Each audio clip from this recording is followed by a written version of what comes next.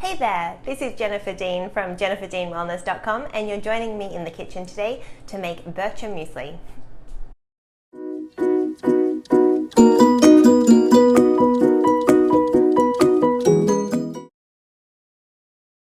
So you might know this recipe as overnight oats, but in Australia we call it Bircher Muesli. I think it sounds nicer, so I'm going to call it that. This is a really great way to be able to prep ahead your meals for breakfast because you can make up a batch of them on the weekend and you'll be good for Monday, Tuesday, Wednesday breakfast.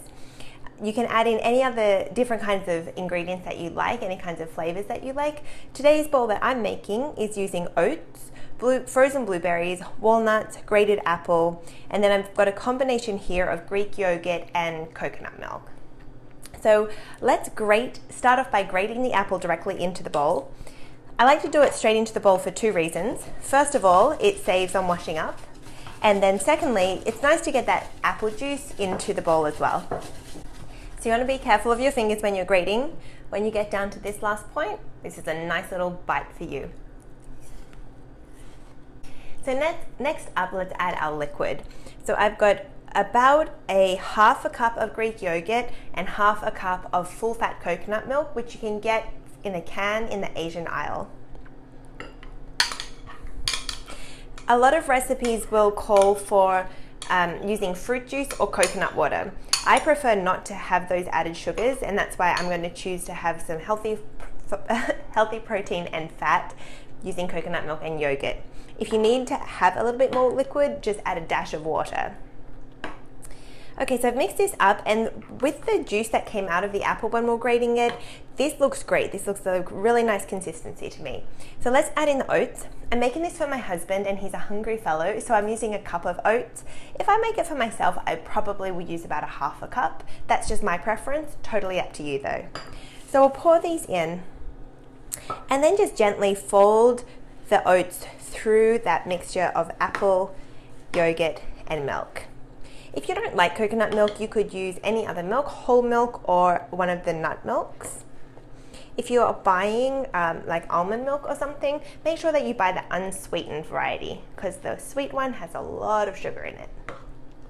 Okay, I'm using a ginormous spoon for a very small bowl, so I'm making a bit of a mess. Let's add in the berries. I'm using frozen blueberries. They're organic. It's much cheaper to buy them frozen than fresh. And you do want your berries to be organic as they're on the dirty dozen list, which means they've got a high amount of pesticides if they're not organic. So I've mixed those through, and then we're going to top it with some walnuts. You could use any kind of nuts. If you're not a big nut eater, that's fine. You can omit them. You could use seeds if you prefer, or just leave it out altogether. Okay, I've swapped spoons. This one is going to be more manageable. And looking at this now and knowing that it's going to be sitting in the fridge overnight where the oats will absorb liquid, I think I want to add a little bit more liquid. So I'm going to add a couple of tablespoons of filtered water.